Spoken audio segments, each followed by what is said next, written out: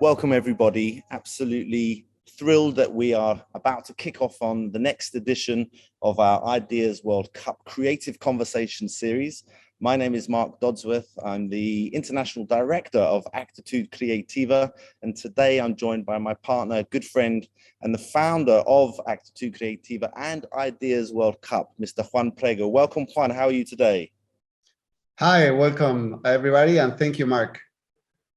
It'd be really great if we could just kick off and maybe you could paint the picture a little bit about where we are currently in the series, what's been happening. I know we've had hundreds of ideas coming in from all around the world, and we're really thrilled at the quality of the ideas we're having this year, right, Juan?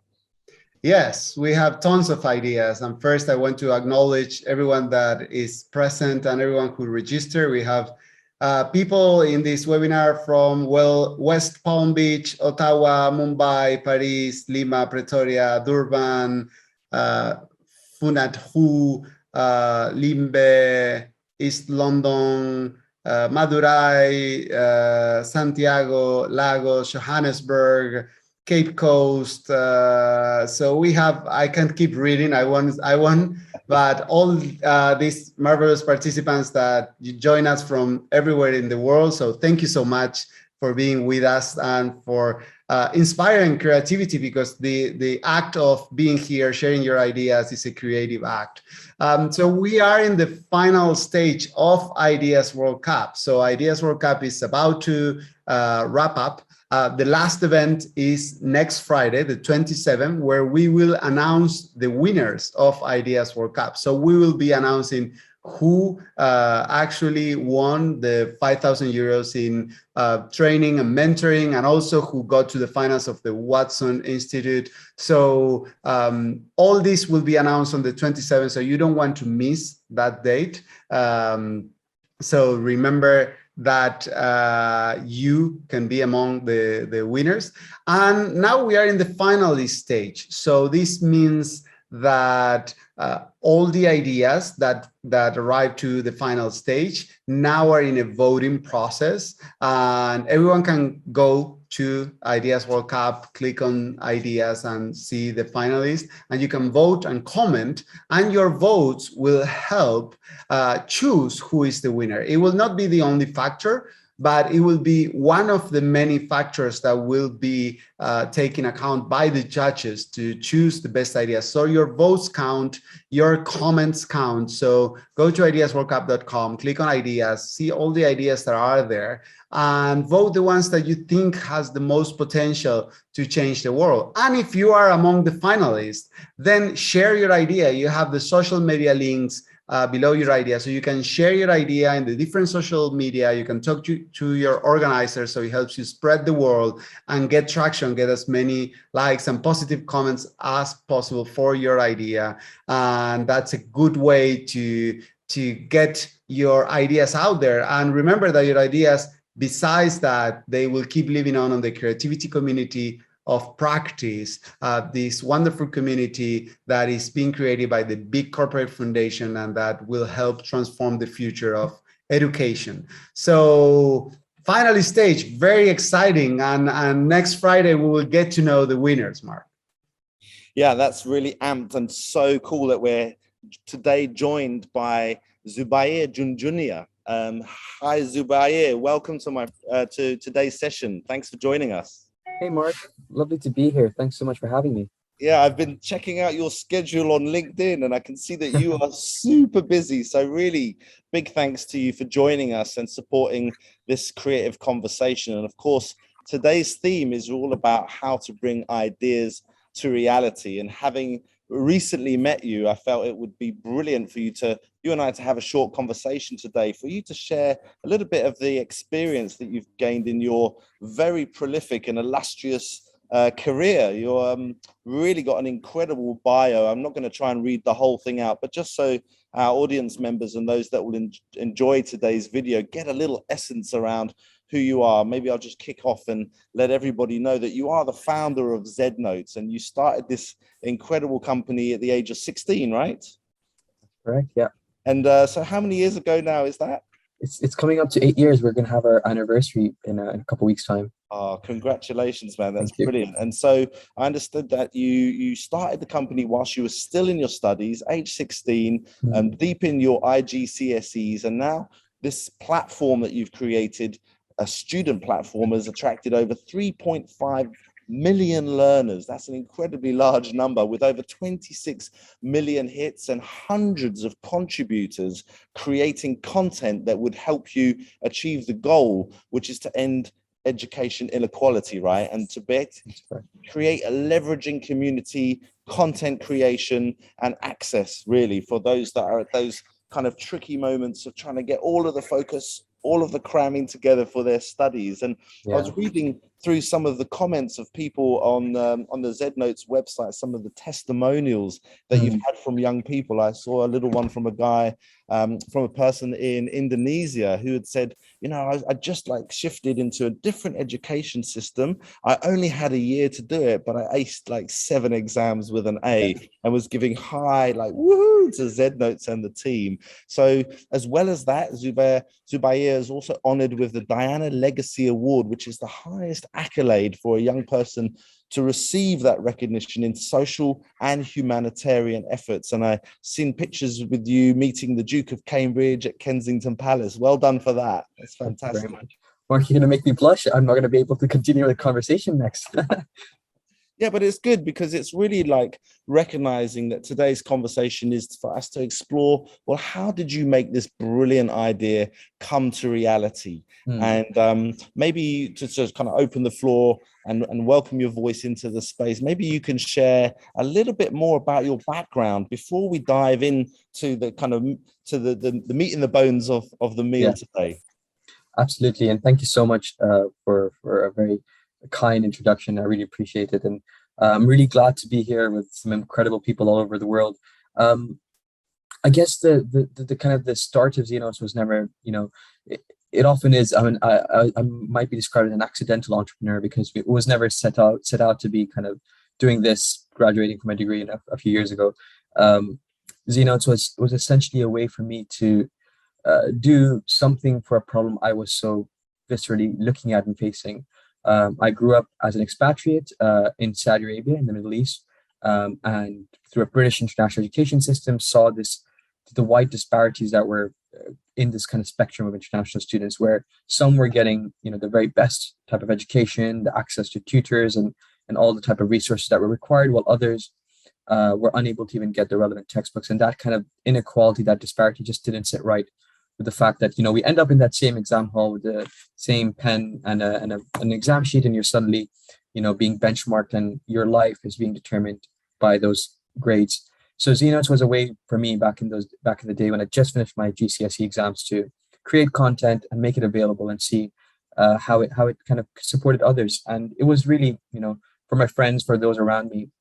But as it is with the internet, the good and the bad, the great part about this case was that it was reaching students from all over the world, and it just continued to grow and scale further. And over the years, it wasn't an overnight success. It took many years for it to get that awareness, the brand recognition, and the kind of the word of mouth organic reach.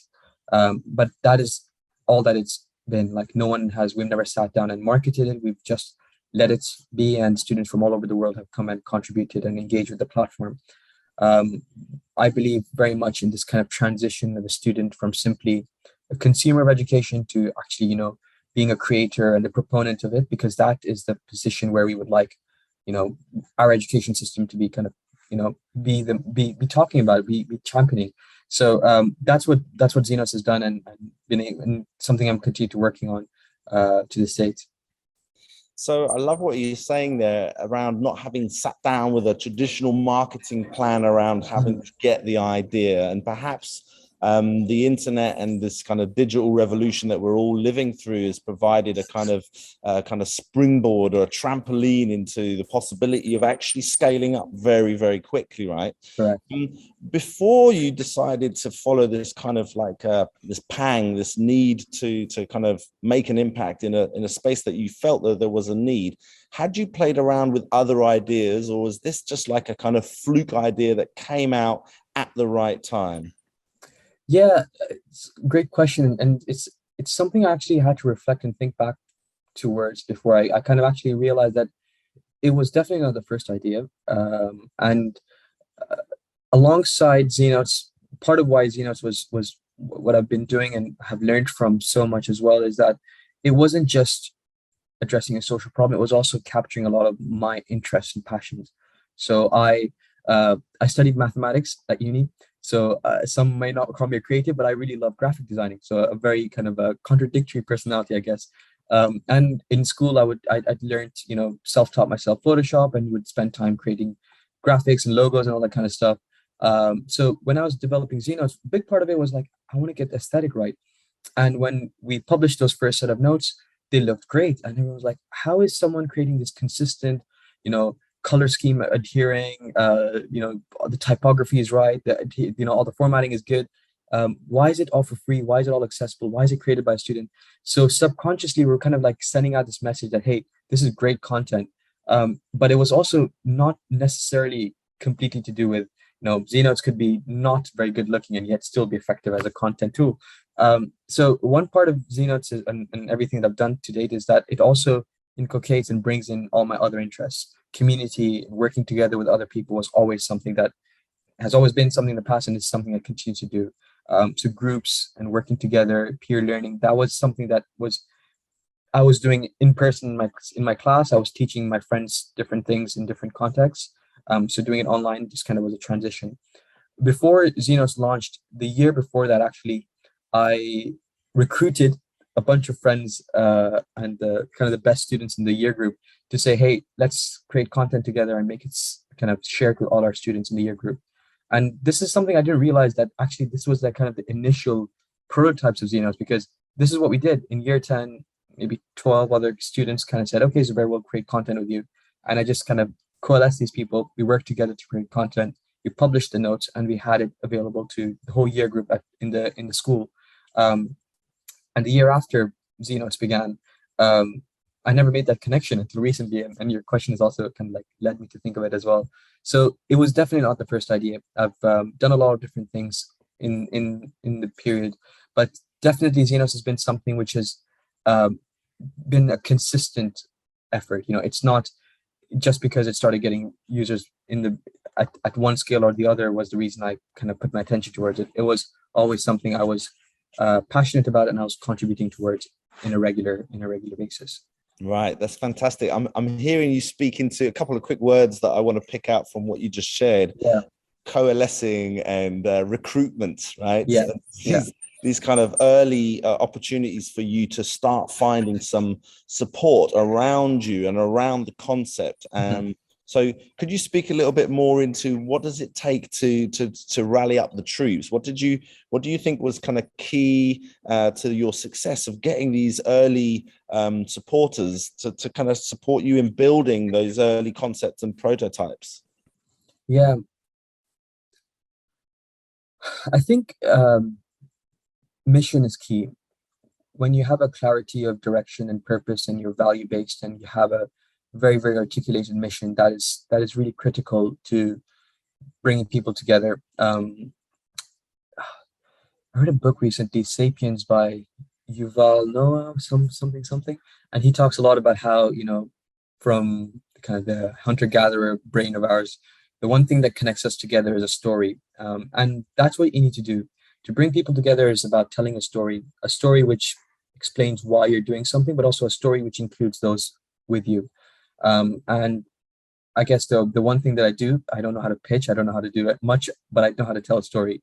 And the story is what brings people together. At the same time, connecting with a problem, connecting at a deeper level of some social challenge that they may have witnessed is something that for me, I know my experiences that have kind of fed into the motivation of Xenos.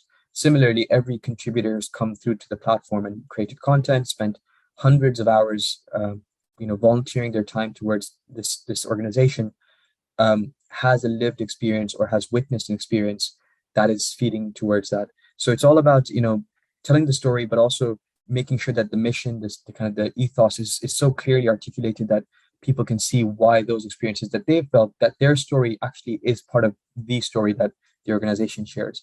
Not an easy thing to do. And I must say that as many of the incredible people that I have, and I've had hundreds of young people, volunteer tens, if not hundreds of thousands of hours over the many years to get us to where we are. And we've had disappointments too. We've had people who've let us down. We've had people who've ignored us, and that's absolutely fine, because the people that you're left with, the people who stay and commit, are so worthwhile. I love that concept. I play with that a lot in my own work, trusting that the right people will show up at the right time. If they're not in the room, and even if you had invited them, then there's a reason. And if we can accept that, I find, especially when we're looking at kind of emergent or entrepreneurial new ideas that we're trying to bring life to, that it's almost like a much easier, less stressful path to take, to trust that you have got the right people around you at the right time, even if it doesn't feel like it at the time, right? And I guess that's kind of part of the challenge of the entrepreneur's path, is being able to step into, that kind of ambiguity, like building that ambiguity tolerance, if you like. Like, I don't know what's going on right now, but what I do know is why I'm doing what I'm doing, which is what I'm hearing you really strongly communicate. You've identified a clear problem. You've also kind of figured out a clean way to communicate the solution. And what I found fascinating from what you said a few moments ago is that somewhere in the midst of all of that is a lot of your passion. And you've said from your own kind of founder perspective that you were not only bringing one passion, but different passions into the space, which I presume must have been a big fuel for you, like a big fuel tank, right? Yeah, and absolutely. And so when you speak about like how you made Z Notes beautiful and how you brought your graphic design element into it, I'm thinking for our audience today, perhaps they don't have graphic design skills or abilities to color code and make things beautiful. Not all of us do, right? So what would you say for those that need to kind of like package a concept in such a way that they bring those eyeballs and get those potential first followers or supporters to get behind the idea? How would you propose to do that if you don't have access to the tools or the skills or the design elements to do the packaging? Yeah. If you allow me, I'm gonna kind of take it on, answer your question a little bit of a tangent. So design is obviously a key part, but it's more broader, right? It's about convincing people, and convincing people is about oftentimes having something of an artifact to show, to share, to kind of have something tangible, whether it's digital or something you can hold and feel. And one thing that has been key to the kind of bootstrapping journey is about being kind of very kind of innovative in the way you use different tools that are out there. So we started our first website on a WordPress blog, and we did every little thing to make it feel and look good. We tried different tools, we tried different plugins, we tried different free systems to use that. And now more than ever, maybe a couple of years ago, it was a little bit harder to build application systems. I'm talking about very digitally, but even prototyping tools were difficult to get out and to reach and use. And it's just the last few years have just been an explosion in no-code tools, in prototyping tools, in designing tools. I think it's really very difficult to say you can't be good at design with something like Canva out there, which kind of like very quickly allows you to start to mock up and scratch together things together. Figma, which is a great tool for you to kind of start building prototypes. The vast amount of inspirational design pieces out there, whether it's Behance, Pinterest, Google Images, if you want. There's just so much out there. There's so much beautiful content, and it's all about not just seeing and kind of like selecting, but assimilating it. So one thing we always do whenever we go down a new product design exercise is always like, first of all, let's go out there and see what other people are doing. Let's see what other educational tools are doing. Let's see what other kind of very, very different industries and verticals are doing in terms of their kind of packaging, but also kind of delivery mechanisms. Let's look at what our users, our young people, are engaging with on a day-to-day basis. So what if if our Gen Zers are spending hours and hours on TikTok? Well, the UX on TikTok must be something that they're used to or engaging with, or kind of can be influencing how we develop stuff. So I guess being conscious to kind of the end user or the people that you're trying to affect, plus realizing the vast amount of resources and tools out there right now, which are absolutely for free. I think there's very little excuse for you to say that, hey, I couldn't design something, because there's so much out there that can kind of easily allow you to kind of build something together. And if not, it's really not really difficult to get someone on Fiverr to help support you in a design exercise either. Absolutely, yeah. So I like the fact that you've kind of batted back, if you like. Come on, today we can all get our fingers into the design or the look and feel. And there's so many, like I said, no code tools that enable us to do this rapidly. I must say, a quick story. Just last week, I was with a mixed generation crew of collaborators, let's call it that. And Okay. how are we going to get the look and feel right for this little concept we're putting together? We need a brand, we need a logo, but oh no, the money and the time. And I was like, look, literally before we finish this call, I can share with you 20 different opportunities of what the concept could look like in brand form. And with these logo designers now that are generated by AI, they're ridiculous. Fast. You can go beep, beep, beep, beep, beep, put the name of the concept in, choose your favorite colors. I might like that symbol or that symbol. And literally before the end of the call, I was able to send a few WhatsApp pictures, screenshot from the phone, just as examples. I didn't have to download them all there, but it is accessible and it is really, really rapid. So I appreciate that you've batted that back. And it's an encouragement for people that might be feeling that packaging is a problem. Let's turn it around as an opportunity. And also what you've just said there around perhaps reaching out to other consultants or freelancers on platforms like Fiverr, where you literally can create a job opportunity for somebody elsewhere in the world, which is great too, but also to get some fresh thinking. I also like what you said there around being aware of what market you're stepping into, like what are the trends. And of course that's easy, you just Google and you'll see in your case what other type of educational platforms are being put together, and to look at your target market being young people to say, what are they engaging with? What's kind of turning their eyes round, and what are they really used to? So these are really good tips that you've shared. Thanks so much for that. I'm just thinking back now to kind of go into a different direction in the conversation. You mentioned earlier that you haven't sat down necessarily and created a big marketing strategy, and that somehow, right time, right place, right problem, right solution, maybe the right color scheme, and the right friends or collaborators around you to launch something, to put something out. Can you speak a little bit into what was, you mentioned we got some notes, we had 12 collaborators, we had some content. What did you do from there to get more eyeballs involved? And when did you really feel that you had gained some traction and that actually this thing was growing? And how fast did Z Notes grow?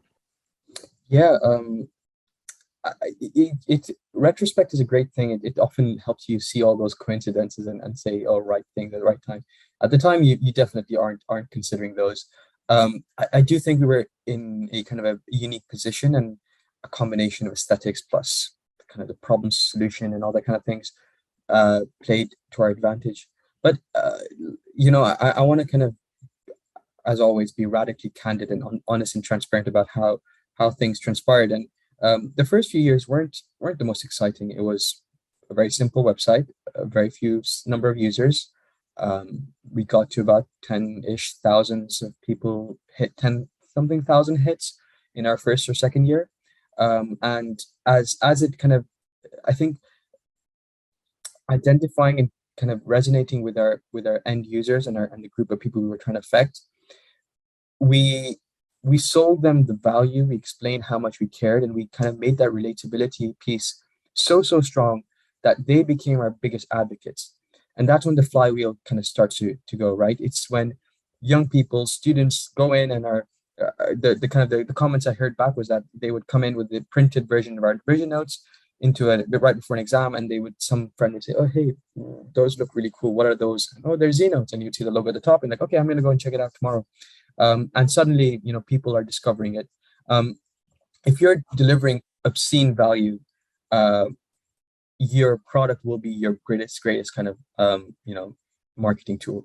And it's hard. This is like years and years worth of effort and kind of development and kind of all this kind of energy that it takes. But I have a kind of a strong conviction on that. I'm not the biggest fan of like paid marketing strategies and growth hacking. That seems a little bit,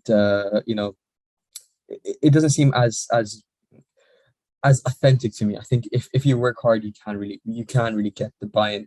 Um, just to kind of speak to your kind of like the journey, then it was like we went from tens to a big couple 100,000 visitors in the early times, and I think I'll use a wrong analogy right now, but it looked almost like an epidemic or a pandemic, because on the web, on the kind of the on our website hits tool, we would see, boom, some student in some country has discovered our notes, and a few weeks later we would see that dot turn into a couple more dots as students in that same class or in the same, or schools in that district or schools in that city found out, and you just kind of see that kind of grow and grow. So it was very much viral in the sense that people are finding, discovering, and sharing it further and further. And once we've established ourselves as a brand, as not only, so the great thing right now is that people aren't searching for revision notes, they're searching for Z notes. So they would say chemistry Z notes. That's the kind of the search traffic that's coming in. So we've established ourselves as an identity of something which is, is capturing a lot of our value. It's concise, it's high quality, it's written by students, it's always going to be accessible, it's always going to be for free. It's going to be kind of making sure that you're going to do the very best in your exam. This is what our brand means. And it takes years to work on it. So I came to university not thinking Xenos was very much. As I said, studied mathematics. I was in London. First year, second year went through. I got involved with many different things, but this website was at something like, I don't know, 12, 13 million hits. I'm like, oh, this is something that's growing. I need to do something about it. And I just, as an accidental entrepreneur, as I said, started discovering accelerators, learning about the kind of London startup space and just things, similarly as Xenos was growing, I was also growing in my understanding and abilities and skills as an entrepreneur. So years and years of effort and learning and growth has kind of resulted and brought us to the stage. That's great. Thanks for I'm seeing we have a question. Actually, Alison James, welcome, Alison. Thank you for your great question. I'll just read that out for Zubair. Alison James is our main sponsor with the BIC Foundation, Executive Director of the BIC Foundation. So we're thrilled to have you join today's webinar. And I would encourage anybody else that's with us today. I can see a few names that I recognize here. I won't bother shouting everybody out, but welcome everybody. And do feel free to drop any more questions that you might have for Zubair. This question from Alison says, she loves the inspiration from your examples and personal stories and is wondering, what was the biggest challenge that you've had in recruiting the people to join the cause and in sustaining their involvement over time? And this is a question that Alison is asking because we're in the process of wanting to build the CCOP, the Creativity Community of Practice, which, by the way, everybody's invited to join. And you'll see on the logo to my left or right, the Creativity Community of Practice is one of our partners that's supporting. In fact, the theme this year of how to inspire creativity in education was kind of drawn from that growing community. And so how would you answer these questions around the recruiting, the challenges, and how to sustain involvement over time? Yeah, I think I spoke a little about it in terms of like the communication of the story and resonating with the people you want to get behind. But I'll dive a little bit deeper, as a little back to my own personal story. And actually next week I'm giving a talk on this, the nature of leadership. The initial kind of way I approached bringing people on and leading people was probably wrong. And the years have helped me kind of grow and understand that. Being a leader, I would argue, is not even what I'm supposed to be. I think I should be a steward. I'm a steward of the mission and I'm a steward of the organization. And I'm there to empower the people who join and want to be part of that organization. So it's a very simple, it's a kind of a lexicological change in terminology, but just having that kind of change in perspective made a big difference. We went, in every case that has been organic, right? So organic in the sense of finding contributors, organic in the sense of finding team members. The first set of team members that joined Xenos, who are like kind of like engaging in different operational pieces, were young people again, and it was tough to figure out, how do you keep them motivated? How do you give them tasks at the age of 15, 16? How can you make sure that they're gonna keep doing the things at the right time and not get distracted by their games or their phone or other stuff? And I took on a kind of a much more of a harder leadership kind of role, I guess. You need to be telling me what tasks you're working on at this point of time. need to be doing this, this, and this. And I think I've softened over the years, and it's been the most gratifying and also the most effective way of leading people. Soft in the sense that I've become more empathetic and listen to the people. I start to identify the different traits that they have. Some of my team members are less than proactive. They want to be given handheld through the whole journey. They want to be encouraged. They want to be told that they're doing great. And that's what you do. You give them kudos. You kind of shout out about them. You just check in every few days. Hey, how's it going? You want to catch up? You want to talk about this? While others love not to be told to do anything.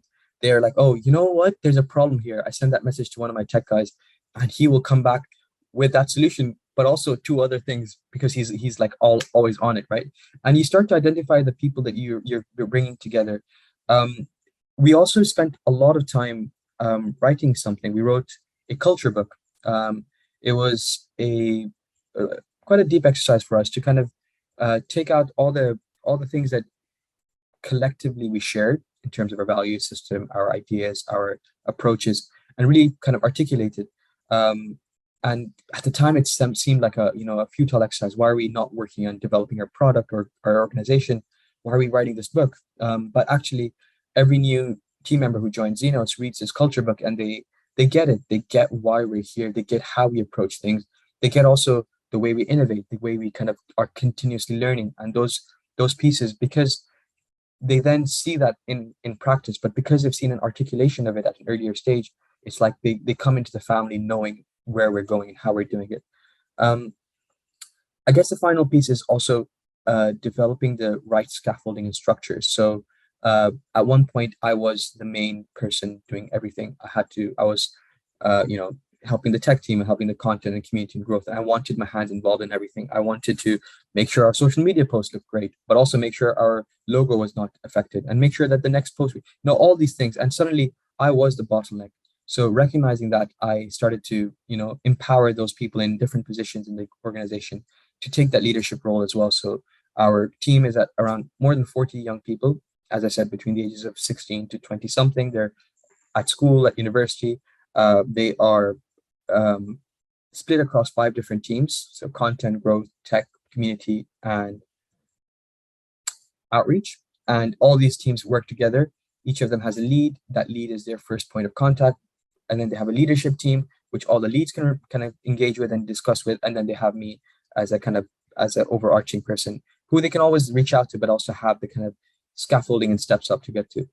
We also recognize that there is a time frame which works best for people who want to get involved. And we're very, very clear about the time commitments that were required. We're looking between 8 to 10 hours per week, which allows them to work within their academic schedules. And we made sure that the roles and the kind of the scopes were kept to that. Not saying that if they wanted to do more, they couldn't, but actually, hey, how do we make sure that it is bringing value to the organization, but also not causing them to overwork or overburden them. And then also making sure that after the period of time that they're engaged, so we have a minimum of 6 months to engage with us, that they have the opportunity to go away, because it's absolutely fine for them to take that experience. Because what we're seeing is these interns, these contributors are becoming, the greatest. You've read a testimonial from one of our users. The testimonials that come back from our contributors and team members are, hey, Zubair, I took the inspiration and I've gone on to lead my own NGO. Hey, Zubair, I got a scholarship to Georgetown. Hey, Zubair, we're heading and developing this on our own, or, I've leapfrogged in career trajectories. And it's like, that is the magic, right? It's not just about the organization. It's about how it affects that individual and where it takes them on that journey. So a very long answer, apologies for that, but it's quite a few pieces that has, again, very naturally kind of developed over the time period of my own leadership abilities, communicating, articulating the culture, and finally being very, very rigorous about how we ensure that the time commitments are applicable and relevant to the team members involved. So it's almost like the rigor that you have with your time frames is in a way some structure that you put in to create so much more freedom for all your contributors, and let's call it your tribe, if you like, as they grow. And Yeah. I also love what you said there around this kind of aha, or a kind of turnaround in your leadership consciousness. Like, what am I here to do? Am I the boss man that's trying to hold? And as a founder of my own companies, I know what it's like to go, I want to know what's going on with my logo, and I want to have a hand over here, and I want to be connected and feel that I'm participating and taking a role in that. And at some point, it sounds like you've just kind of had a turnaround from that, and from trying to grasp to just kind of holding a space. And I really love what you said around stewardship, right? Yeah. And so could you speak a little bit more into how can stewardship help bring more ideas at this pressing time for our, the big focus around how do we inspire more creativity and education, which is exactly what I think you are doing with this platform, by the way, clearly. So how could a stewardship form of leadership, a custodian of concept, idea, and vision, enable more ideas to come to reality? I don't know if that's a clear question, but I just think that this is a turning point around leadership style, which I think kind of matches where we are with the digital transformation or the digital revolution that we're all living through, and times are changing. So I just love what you said. Can you speak a little bit into stewardship? And yeah, absolutely. It's an abstract question, and I'm not sure how well developed my answer will be. But I want to just kind of pick on a word or a phrase that you just said, which is about holding space, and that's what it comes back to me. And I've been in different spaces and different positions now, whether those are leadership positions or contributing positions, and the things which have led an opportunity or a project to be effective is about the space you create with the people around you. The space, it's such a, again, such an abstract kind of concept, but the kind of the openness to ideas, the openness to kind of failure, the openness to kind of learning is so critical in these type of situations. So maybe an example of this is how I lead my weekly team call. So we, because we're all students, we tend to be at school or somewhere on weekdays. So we have our weekly meetings at Saturday mornings. And the first thing, and this is again a recent shift, but it's something I'm so excited and I enjoy so much. It's the best part of my week, is that every morning or 11 a.m. on Saturday, I open the team call up, and everyone across the whole organization comes in and is in this voice channel on Discord. And every week I ask a question, and that's all I do. I ask one question, which can sometimes be very personal, sometimes can be very ridiculous, sometimes can be very technical. But an example of this question, a recent one was like, what is one thing you won't include in your CV but you're most excited and proud of? Or what is the latest book you've been reading? Or where is the space or place in the world where you feel most happiest and comfortable? And it sounds like, why would Zubair spend the first half an hour of his meetings asking these questions? And yet it is the most exciting and most encouraging thing to hear from our team members. They talk about, their personal experiences. They share their stories, their hobbies, their interests, their passions. And then you're learning, not just me, I'm learning about the people, but everyone is learning about each other. And we're making those human connections. I know it's a little bit of a tangent again, but the example is kind of feeding into the fact that creating that space meant that the last week when I asked them, guys, what are ways do you think that we can monetize Xenos without restricting access to the content, but also making sure that we're sustainable? And suddenly a deluge of ideas came in, and they were amazing and incredible. And everyone gave some suggestion, which was, some of them were like a bit, wild. Some of them were more, conservative, but they all came in. And you're thinking, how did that happen? Well, it didn't happen because I asked the question, because if I asked it out of the blue, I would have had kind of radio silence. But because every week we ask questions and answer and feel quite comfortable in the space, we've made that a safe space. It means that, I can answer with a very ridiculous thing, but also still feel comfortable in sharing it because our team and our people understand and connect with each other on this. So it's all about, for me, like making sure that you're showing that humility as a leader, but also making that space for your team members to feel safe and comfortable. I'm just because it came up on my chat, are the answers anonymous? No. We do have a kind of Google form which allows for some anonymous suggestions, especially if there's something that I am or the organization is doing that they want to suggest or affect. which is completely anonymized. But in the team meetings, this is them unmuting themselves and sharing their ideas. So it's quite human, and it's quite nice to have that kind of real life spoken answer. Yeah, I love that. Thank you for throwing the word human in at the end. And I think when we're in the conversation around how do we bring and make ideas reality, the key element that I draw from the slightly abstract question, sorry for that, but I felt you answered it really well, is about that the culture building that goes on in that human aspect of ensuring that when you connect with your team and your tribe, they all know that they're in a conversation, number one. They all know that they're being held and most of all listened to. And I think what I'm extracting from that is that kind of creates an ability for people to know that they're in the safe space, that ideas are valuable, whether or not they're successful or not. It's about the sharing. It's about the bringing the full self into that space. And I really appreciate you giving us that kind of like honest and real kind of authentic, well, this is what I'm doing and I'm changing it as we go, but this is the most magical part of my week. Why?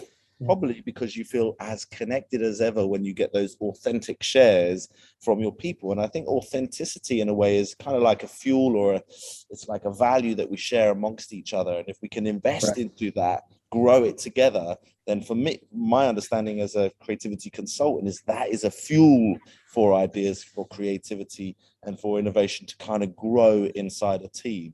So these have been really brilliant answers. It's been a very kind of rapid, fast conversation through lots of many ideas. And Mark, maybe just to point out that you're also holding a beautiful space today and allowing me to share. The questions you're asking me are very, very deep, and also allowing me to share my story, which is not always easy to do, because you can walk into an interview where people are just like going one thing after the other, which you're just like, you can kind of like read off rote and answer the questions, but this is kind of like thought-provoking, and I'm going to be left with more ideas than when I came in. So thank you for that.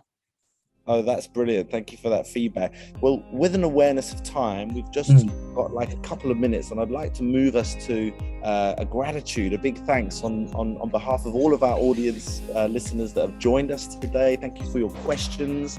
I'm sure Zubair and me both wish you the best with your ideas moving forward. Absolutely. We're also in a space where we wish to remind all the participants in this year's edition of Ideas World Cup that we're moving towards the 27th of May when the winners will be announced. So please remember that if you've had one of your ideas go through to the iteration, that it's your chance now to let your voice be heard by your community. Remember, all the likes and the acknowledgements of your ideas will help you go up in the rankings to help us choose the winning ideas. The finalists have already been announced on the platform.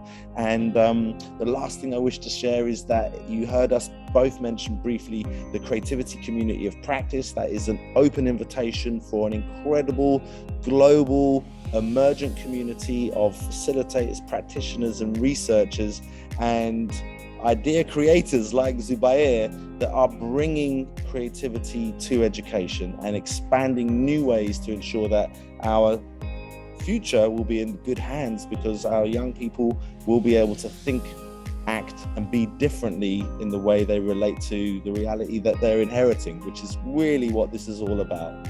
So thank you to everybody for joining. Zubair, I hope that we will be speaking again very soon. It's been a joy to host you today. Thanks again, everybody. And we will be posting this, so feel free to share this with anybody else who might find this inspiring. Thank you so much, Mark. It's been a pleasure. And good luck to all the participants. I'm really excited to see the solutions that come out. Yay. We'll be speaking soon, my friend. Best of luck. Take care, everybody. Bye-bye. Bye.